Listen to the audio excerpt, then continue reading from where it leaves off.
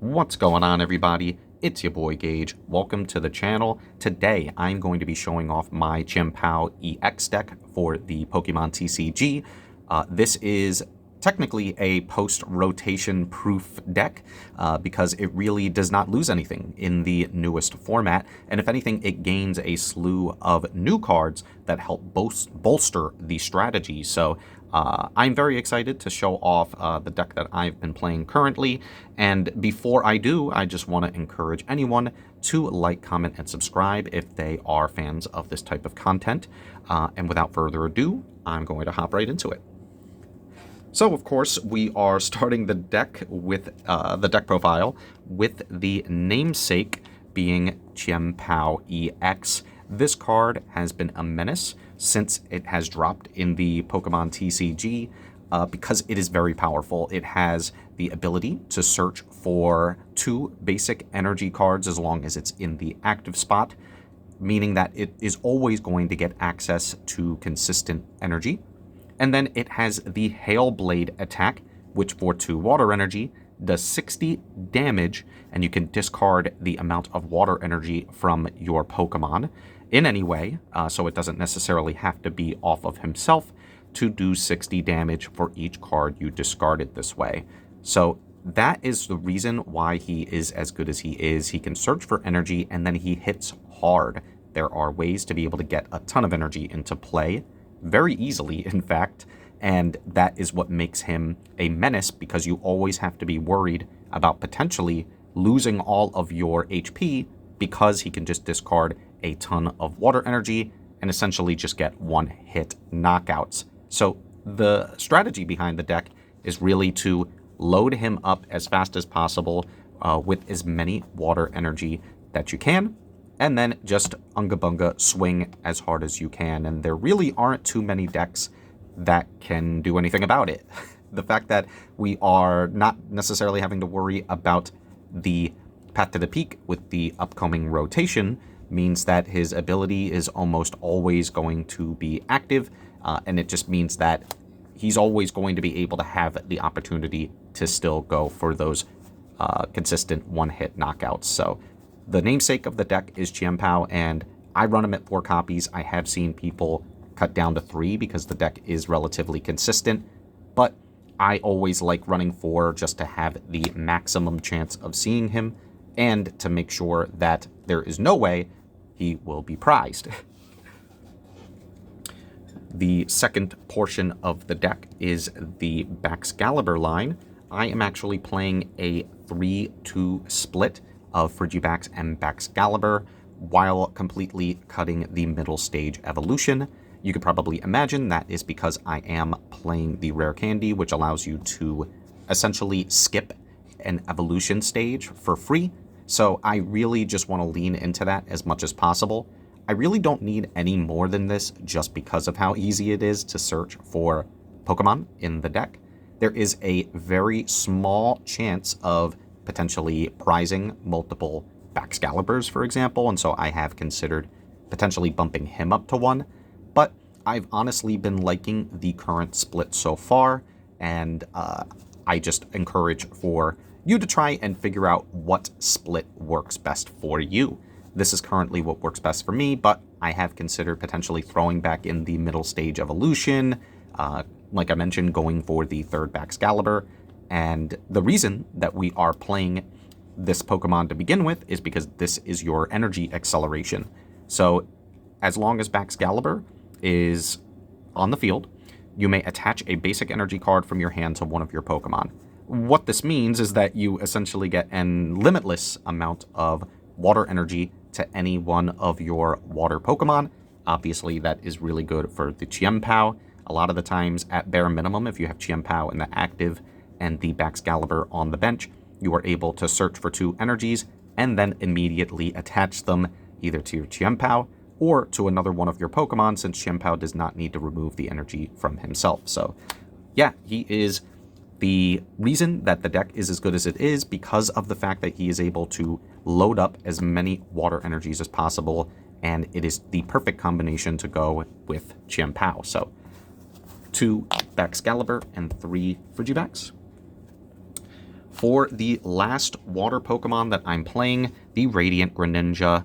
He is incredible. If I could play multiples of him, I would. But unfortunately, we can only play the one. The reason he's so good is because you can discard an energy card to draw 2 cards. It is that simple. It is not necessarily a downside to get water energy in your discard pile, because as you'll see later, there are easy ways to get that water energy back into your hand. And he does have the Moonlight Shuriken attack, which for 2 water energy and 1 colorless, allows you to discard 2 cards energies from him, and he does 90 damage to 2 of your opponent's Pokemon, meaning that he has the potential to snipe some of your opponent's weaker Pokemon, perhaps some early stage evolutions, and take some early prizes. Additionally, that doesn't necessarily mean that you have to go for just weak Pokemon as well. There are plenty of times in which I will use his ability to soften up a potential threat. For example, a Charizard. Charizard has a lot of HP, so sometimes you just need a little bit of that extra damage that you need to put your opponent's Pokemon within KO range for the Chien Pao.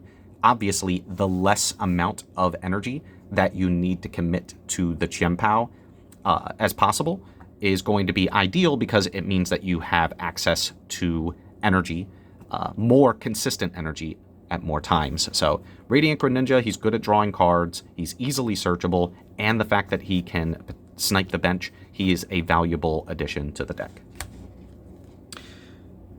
And those are it for the water Pokemon. However, I am playing a 2-2 line of Bidoof and Bibarel.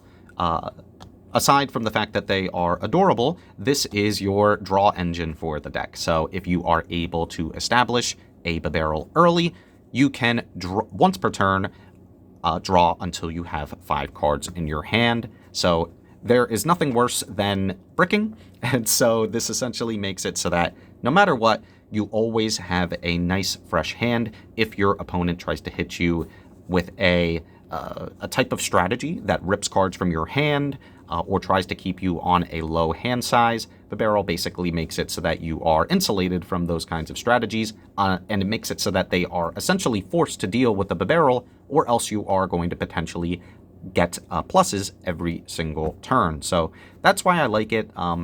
There are going to be times in which I might not see the draw cards that I need, so the barrel always comes in clutch for me. And that's it for the Pokemon. Now for the trainers, I am playing 4 copies of Nest Ball. Now with Quick Ball being out of rotation, Nest Ball is essentially the next best thing. It allows you to search your deck for a basic Pokemon and put it into your hand. Pretty simple. The reason I like this is because you don't really need a discard, right? It is a 1-for-1. You trade the Nest Ball with for a basic Pokemon in your hand. Obviously, there were some pros to Quick Ball in that you had the ability to discard cards from your hand, which can be water energies that you can grab later. However, I will not complain for having a free search with the Nest Ball.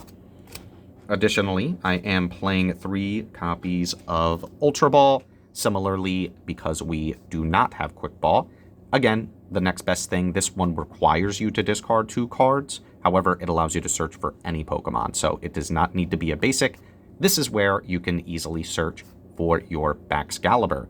That way, if you already have your rare candy, you will always be able to consistently evolve into Baxcalibur, and that is why I play the Ultra Balls. Of course, the discarding the water energies to the discard pile makes it so that essentially those discards don't mean anything, since I could just add water energy back to my hand anyway.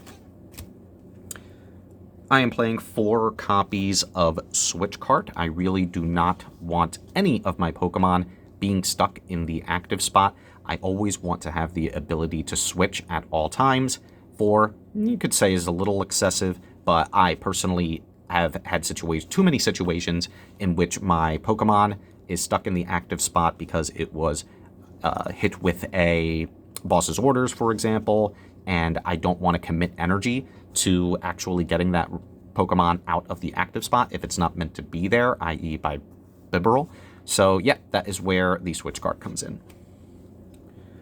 I'm also playing 4 copies of the aforementioned Rare Candy. You want to get into your Baxcalibur as quickly as possible, and this is the card that allows you to skip the evolution stage.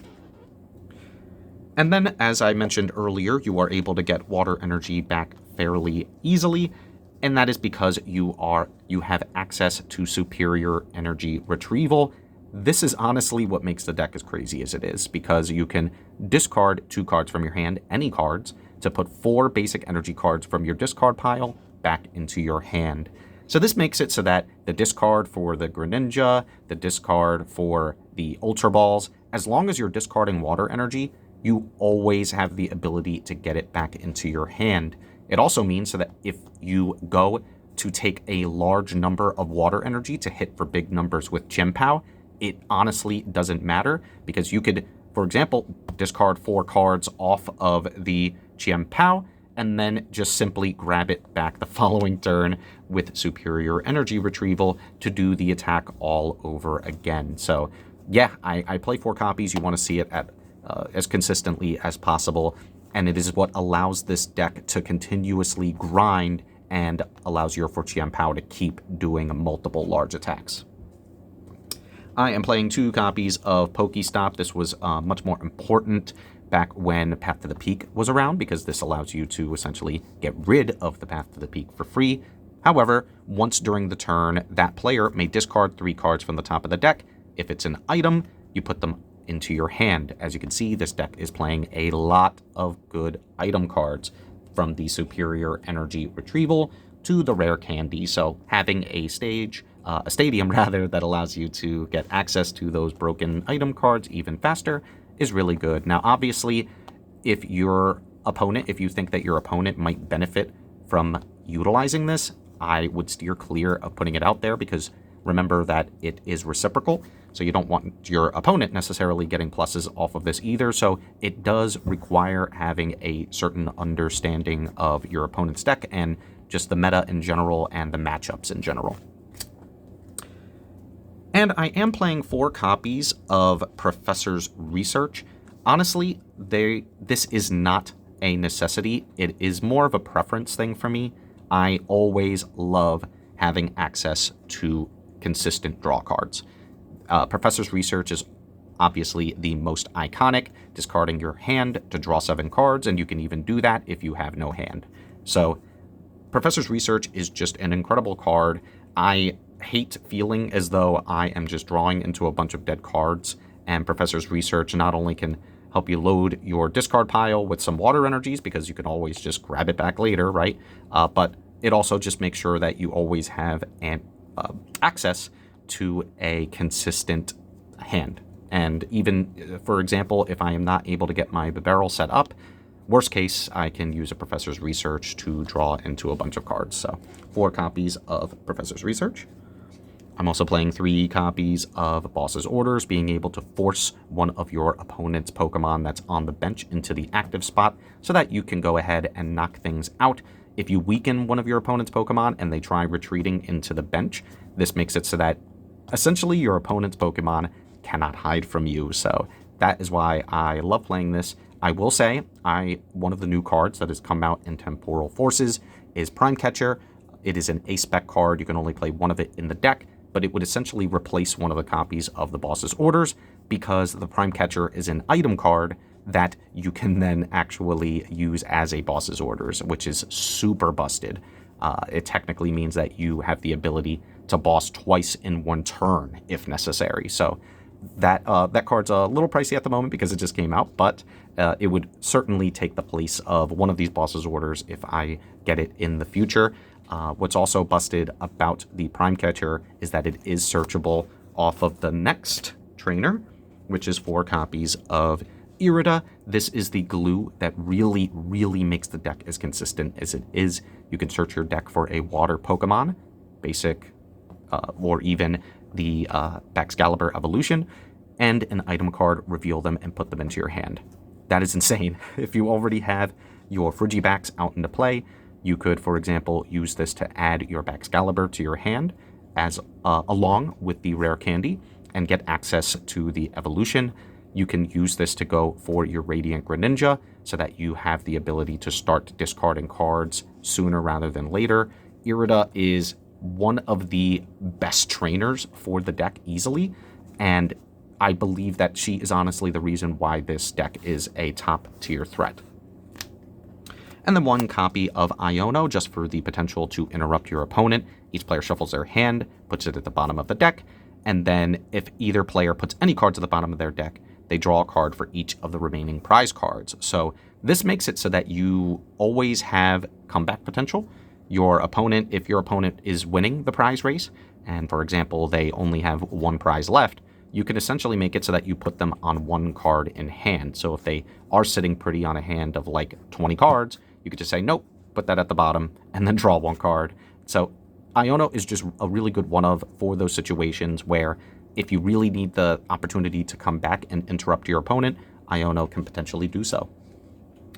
And then I am playing 13 copies of Water Energy. I have seen people play around with the ratios, playing less, playing a little bit more. This is the number that works for me. So guys, the only thing I'll mention is that I do see there are some people who play the Iron Hands engine with 1 copy of the Lightning Energy.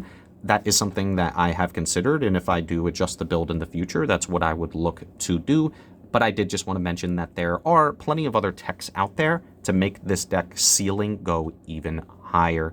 So guys, that's going to be it from me. Thank you so much if you stuck around all this time. Let me know if you have any questions about the deck and what decks you are considering building for the upcoming post-rotation that just happened.